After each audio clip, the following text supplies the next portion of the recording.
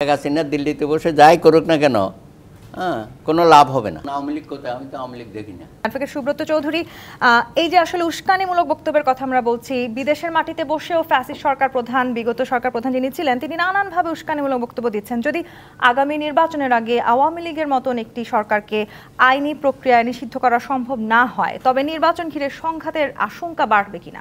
আচ্ছা দেখুন, আওয়ামী লীগ কোথায়? আমি তো আওয়ামী লীগ দেখি না গত 6 মাস। পৃথিবীর কোনো ইতিহাসে আছে সরকার প্রধান পালিয়ে গেছে, সকল মন্ত্রী পরিষদ সদস্যরা পালিয়ে গেছে, 350 এমপি চলে গেছে? 800 বছর আগে বোধহয় একবার পালিয়েছিলেন। 800 বছর। তারপরে ওই যে লক্ষণ সেনার কথা বলছি। আচ্ছা, তো আরে আমাদের জাতীয় মসজিদের ইমাম সাহেব পালিয়ে গেছে। এটা তো সাংঘাতিক একটা ইতিহাস তৈরি হয়ে গেছে ইতিমধ্যেই। সুতরাং আওয়ামী লীগ তো এখন নাই। আসলে আমরা আওয়ামী লীগকে নিয়ে খামাখাই আলোচনা করছি। শেখ হাসিনা দিল্লিতে বসে যাই করুক না কেন কোনো লাভ হবে না।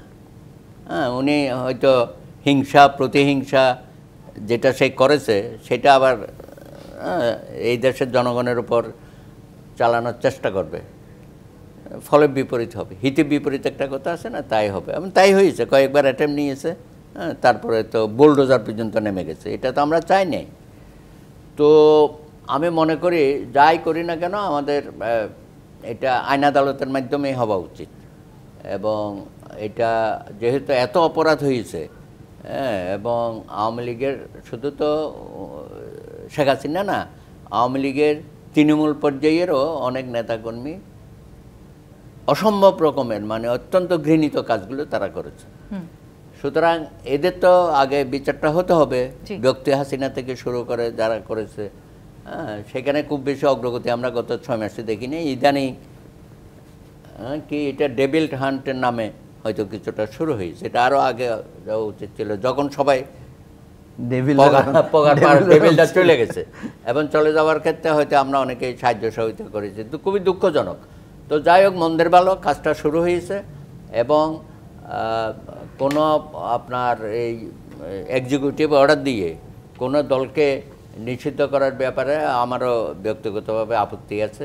এবং এটা আন্তর্জাতিক মানবাধিকার কমিশনও তারা সেই কথাটা বলেছে।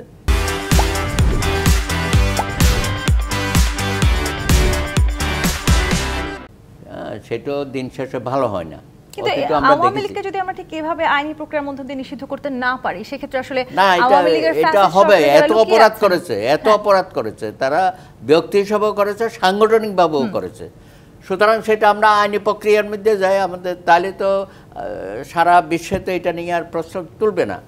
সুতরাং আমার মনে হয় যে এমনিই তারা নিশ্চিহ্ন অবস্থায় আছে। আগামী নির্বাচনে তাদের অংশগ্রহণ করাটা খুবই দুরূহ ব্যাপার, অন্তত আমি মনে করি।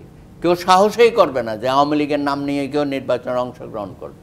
এমনি হয়তো অনেকেই দাঁড়াতে পারে, আওয়ামী গণনার লোকজন বা আওয়ামী মন মানসিকতার লোকজন, কিন্তু আওয়ামী লীগ দলীয়ভাবে বাংলাদেশে আগামী নির্বাচন কেন বেশ কয়েকটা নির্বাচনে অংশগ্রহণ করার তাদের অধিকার নাই। সেটা পারবে না, কারণ নির্বাচনী ব্যবস্থা যারা ভেঙে দিয়েছে, যারা নির্বাচনে বিশ্বাস করে না, তারা আবার আইসা নির্বাচন করবে, এটা এই দেশের জনগণ মেনে নেবে না। সুতরাং আমার কথা হবে যাই করি একটা আমার দেশের যাতে বন্ধন নয়। শেখ হাসিনা যা করে গেছে সারা বিশ্বব্যাপী তিনি একজন নিন্দিত। এবং মাফিয়া চক্রের যে কথাগুলো আমরা তখন বলেছিলাম, বা আন্তর্জাতিক মিডিয়া তো তার সম্পর্কে যে বক্তব্যগুলো আসছিল, আজকে তো জাতিসংঘ সেটা বের করে এনেছে। আজকে আমরা ধরেন পুরোপুরি 36 জুলাইয়ের হতাহতদের সঠিক তালিকা এখনো প্রণয়ন করতে পারি নাই। আমরা প্রণয়ন করছি 800-র উপরে, আর তারা প্রণয়ন করেছে 1400, তার মধ্যে 140 জন শিশু। সুতরাং এখানে আমাদের অনেক ত্রুটি বিচ্যুতি আছে। আমি আশা করব যে আর যে কদিন সময় আছে, কারণ আমরা সবাই চাচ্ছি একটা সুষ্ঠু নিরপেক্ষ গ্রহণযোগ্য নির্বাচন হোক, এবং ডিসেম্বরের মধ্যে তার আগে যতটুকু করা যায়, বেশি কিছু করতে গিয়ে সব কিছু যেন আমরা ঝুলিয়ে না দিই। আমি আশা করব যে আওয়ামী লীগকে নিয়ে বেশি বেশি আলোচনা করার অর্থটাই হচ্ছে তাকে আমরা 18 কোটি মানুষের আর একটা প্রতিপক্ষ বানাচ্ছি। এটার কোনো দরকার নাই। তারা গেছে তো গেছেই, সেটা নিয়ে যত আলোচনা করবেন তত তারা হাইলাইটেড হবে, এবং সারা বিশ্ব এটা নিয়ে কথা বলা শুরু করবে।